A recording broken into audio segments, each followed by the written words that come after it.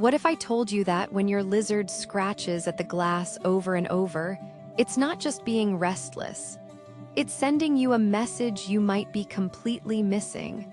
Imagine coming home to find your bearded dragon or leopard gecko pawing frantically at the terrarium wall.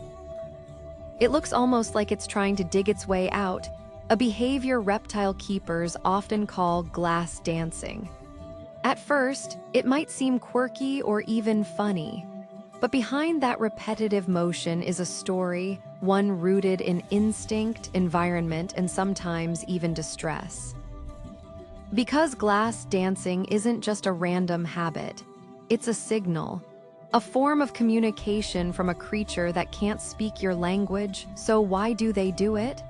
And what are they really trying to say? Let's start with the basics. In the wild, lizards don't live in glass boxes. They roam across deserts, forests, and rocky outcrops, territories measured in square miles, not square feet. Their world is defined by textures they can climb, dig, or hide under. But glass is invisible. It's a wall they can see through but can't pass through. And that creates a kind of sensory confusion we rarely think about. When a lizard sees something outside the tank, maybe another pet, its own reflection, or even movement across the room, its brain might interpret that as a threat, a rival, or something to investigate. So it does what comes naturally, it moves toward it. But then it hits this invisible barrier, again and again.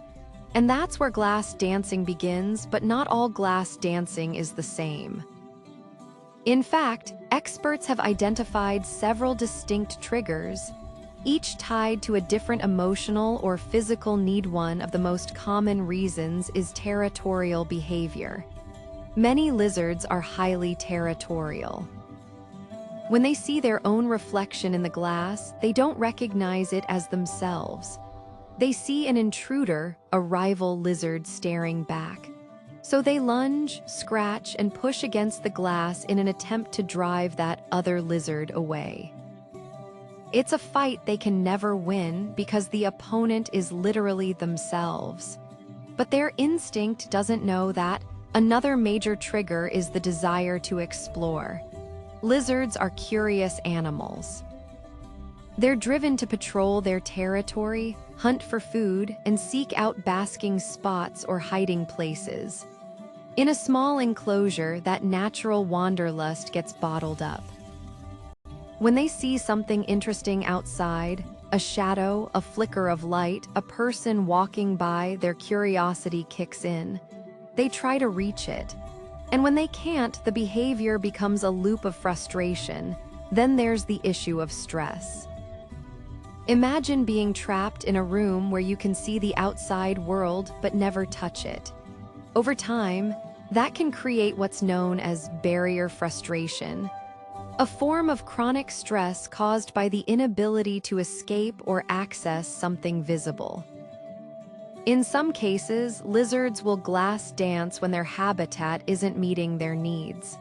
Maybe the temperature is wrong, maybe they don't have enough hiding spots, or maybe the tank is simply too small.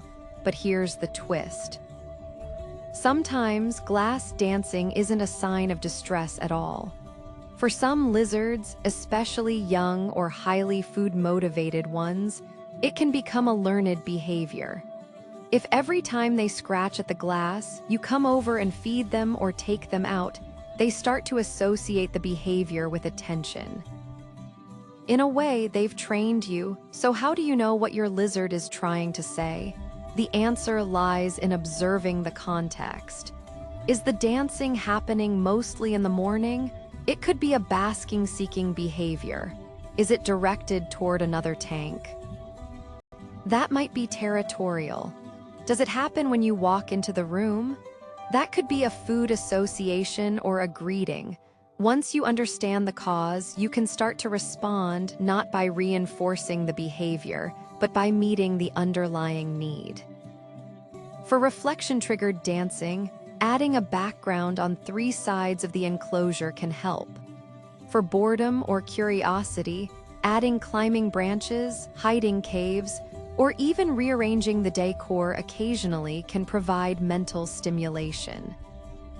For stress-related dancing, double-check the temperature gradients, humidity, and overall setup to make sure it matches the species' natural needs. In some cases, the solution might be as simple as more out-of-tank time in a safe, supervised space, giving your lizard the exploration it craves without the glass in the way. What's fascinating is that glass dancing isn't really a problem to be solved so much as a conversation to be understood. Your lizard isn't broken, it's communicating. And by learning to read that behavior, you're not just being a better keeper, you're learning to see the world through your pet's eyes. In the end, that frantic scratching isn't a sign of an unhappy lizard. It's a sign of a lizard that trusts you enough to try and tell you something.